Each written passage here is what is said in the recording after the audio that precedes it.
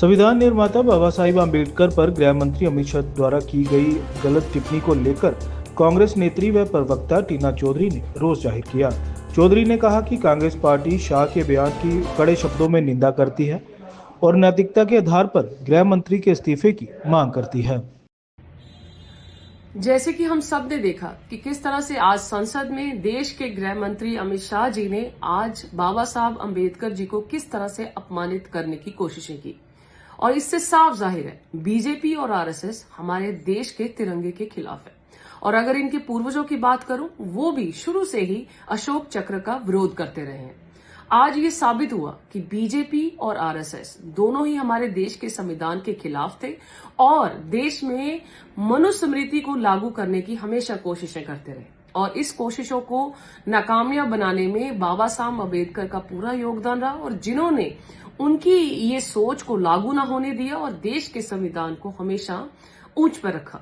और आज मैं ये भी कहना चाहूंगी कि जिस तरह से संसद में आज देश के प्रधानमंत्री उनको बोलते हुए जब सुन रहे थे, वो चुप्पी साधे बैठ रहे, और क्यों ना साधे रहे। वो खुद भी जब गुजरात के मुख्यमंत्री थे, उन्होंने तब भी दलितों के ऊपर एक मंद बुद्धि जैसा शब्दावली वर्त के ये बताया गया था कि जो दलित लोग हैं ये मंद बुद्धि के बराबर है। इससे साफ जाहिर है कि आपकी दलितों की, पिछड़ी जातियों की, आदिवासियों के खिलाफ जो सोच और जिस तरह से लेके आप अपने देश में चलाने की कोशिशें कर रहे हैं, इनको हम कभी कामयाब नहीं होने देंगे।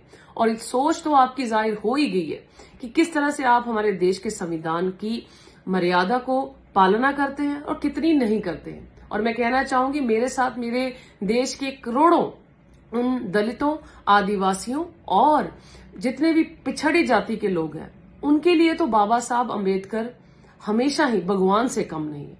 और मैं कहना चाहूंगी अमित शाह जी, ये देश का अम्बेडकर कोई देश का फैशन नहीं, अम्बेडकर जी एक देश के पैशन है, जिन्होंने हमेशा ही पिछड़ी और दलित वासियों को लिए और आदिवासियों के लिए हमेशा ही भगवान के रूप के बराबर काम किया है। और गरीबों के लिए और महिलाओं के लिए जो संविधान उन्होंने लिखे हैं, आज भी उनको लोग याद करते हैं।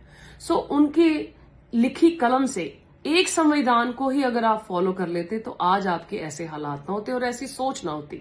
और आपकी सोच लोगों तक पहुंची जा रही है, और इसका हम कड़ी निंदा करते हैं कि जिस तरह से आपने बाबा साहब अम्बेडकर को आज अपमानित करने की कोशिशें की है। कांग्रेस पार्टी इसका विरोध करती है, और हम चाहते हैं कि देश के गृह मंत्री अमित शाह जी जल्द से जल्द इस्तीफा दें। बहुत बहुत धन्यवाद।